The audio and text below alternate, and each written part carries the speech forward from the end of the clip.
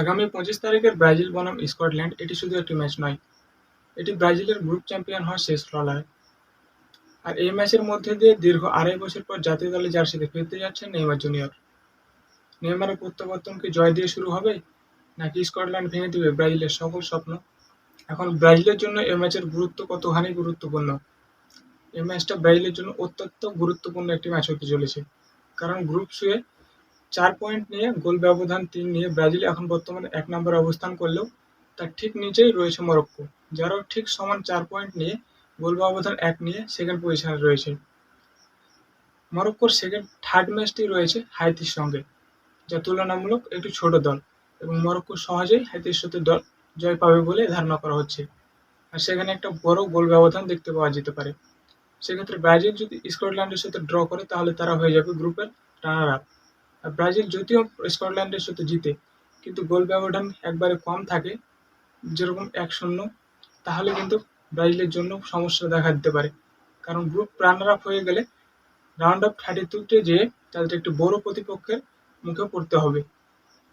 আর তাই এই ম্যাচটি জেতার বড় ব্যবধানে জেতা ছাড়া ব্রাজিলের বিকল্প কোনো পদ্ধতি নেই।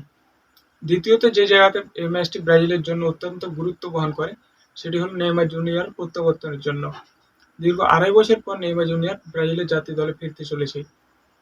বিশ্বকাপ বাছাই পর্বে উরুগুয়ের সাথে ম্যাচে তিনি এসিএল ইনজুরিতে পড়েন। তারপর থেকে একের পর এক ইনজুরি পার হয়ে তিনি আজ এই জাতীয় দলে ফিরতে চলেছেন। এর আগেও তিনি ডোরিভাল জুনিয়র আন্ডারে একবার ডাক পেলেও তার জাতীয় দলের হয়ে খেলা হয়নি। তাই এই ম্যাচটি ব্রাজিলের জন্য আরও অনেক গুরুত্ব বহন করবে। এখন ব্রাজিলের বর্তমান পারফরমেন্স কেমন? মরক্কোর সাথে ম্যাচটি দেখার পরে অনেকে হয়তো ভেবেছিলেন ব্রাজিলের পারফরমেন্স বর্তমানে খুব একটা ভালো না, যদিও কথাটা সত্য। কিন্তু হাইতির সাথে ম্যাচটি দেখার পর মনে হয়েছে না, ব্রাজিল একবারে খুব খারাপ পজিশনে নেই, তারা মোটামুটি ভালো করছে। এবং বিশেষ করে ভিনিসিয়াসের কথা বলতে হয়, ভিনিসিয়াস, কুনিয়া এরা ভালো করছে, যার কারণে বর্তমানে ব্রাজিল যে কোনো প্রতিপক্ষের মুখোমুখি হতে পারে এবং ভালো জয় নিয়ে ফিরতে পারে। ব্রাজিলের প্রতিপক্ষ হিসেবে যে দলটি রয়েছে সেটি হলো স্কটল্যান্ড। সেটি একটি ইউরোপের দল এবং সেই দলের অধিকাংশ প্লেয়ারই ইউরোপের টপ 5 লিগের মধ্যে খেলে থাকে, যাদের অনেক নামডাক রয়েছে। তাদের মধ্যে অন্যতম হলো অ্যান্ডি রবার্টসন লিভারপুল, জন ম্যাগুইন অ্যাস্টন ভিলা সহ আরও অনেক। এখন এই ম্যাচে ব্রাজিলের সম্ভাব্য একাদশ কিরকম হতে পারে? ডিফেন্স লাইন এবং গোলকিপার নিয়ে কোনো সমস্যা নেই, সেটা আগের মতোই থাকবে। মিডফিল্ডে একটা পরিবর্তন হয়তো আপনি দেখতে পারেন, যেহেতু রাফিনিয়া গত ম্যাচে ইনজুরিতে পড়েছে।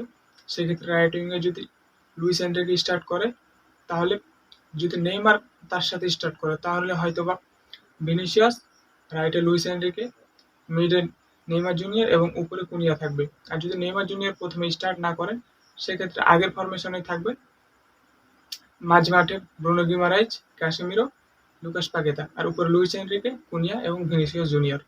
এখন এই ম্যাচের ভাগ্য নির্ধারণদাতা কে হতে পারে?